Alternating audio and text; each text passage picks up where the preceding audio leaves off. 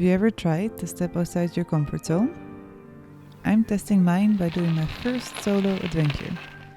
I've done quite some adventures, but never alone. Unless we count the big life adventure that I did on my own, which was moving to Sweden 9 years ago.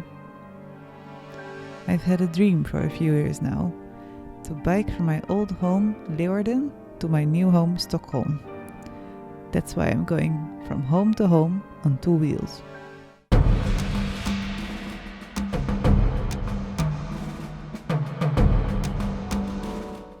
To make my dream come true, I signed up for Adventure Academy, which helped me to get into action.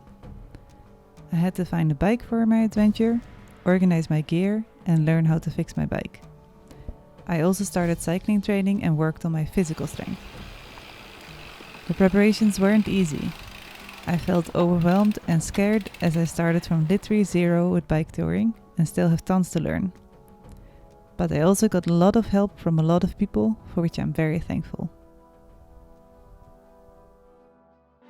After months of preparation, it was finally time to go.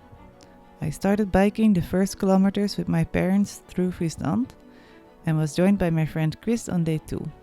I had tailwinds, the weather was sunny and the roads were flat.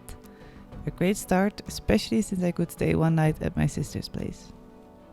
In Germany, I was racing against rain clouds most of the time.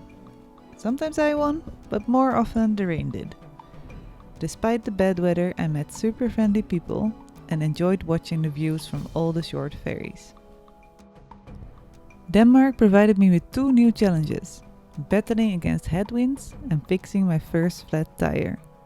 Luckily, the landscape of the Danish west coast made up for it.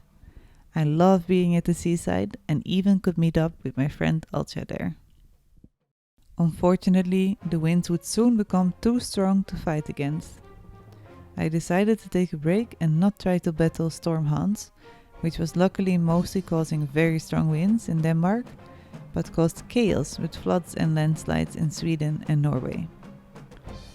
After my rest days, I soon reached Sweden and mentally the toughest part of my ride. My legs were getting increasingly tired from the Swedish hills. And knowing that it only takes a few hours of driving to reach Stockholm instead of days of cycling did not help either. Luckily, the weather calmed down and Sweden did its best to charm me with beautiful sunsets over lakes. I was still very happy to get back home safely. Looking back, I'm very grateful for this experience and very proud of myself how well I managed my adventure. I'm also very thankful for all the support I received before, during and after my journey. People truly are kind in my experience. Do you have a dream, but you don't know where to start? I hope to inspire you to try something new, whatever it is. Your next adventure is just outside your comfort zone.